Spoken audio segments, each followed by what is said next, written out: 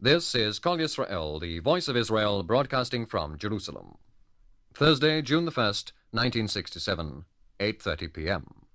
In the Israeli cockpit sits a pilot who at the same time embodies an ability to react swiftly, advanced modern technical know-how, a complete mastery of a highly involved and sophisticated weapon, the traditions and self-sacrifice of countless Jewish generations, the spirit of pioneering and volunteering with which it now transpires this people is deeply imbued, and the brazen cheek of the Sabra, at times irritating, but definitely in place in face of the enemy. This wondrous admixture is the Israeli pilot, the best pilot in the forces ranged one against the other today.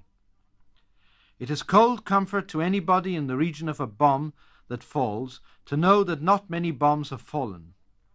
All preparations, therefore, are not only justified but essential.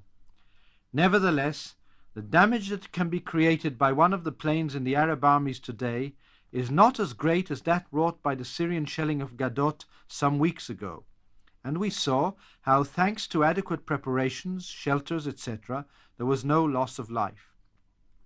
Obviously, every precaution must be taken, but I must say in all sincerity that if I had to choose today between flying in an Egyptian bomber bound for Tel Aviv or being in Tel Aviv, I would, out of a purely selfish desire for self-preservation, opt to be in Tel Aviv. This is Kol Israel, the voice of Israel, broadcasting from Jerusalem. Monday, June the 5th, 1967. The first day of fighting is over, and a new page in the history of Israel's wars has been opened. It is not the first time that many have risen to destroy us.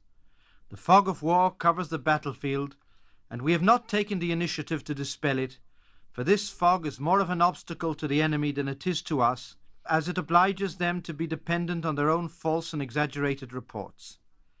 They have reached new heights in hysteria in reporting to their own peoples on developments along the various fronts, and I am convinced that their internal reporting can be no better.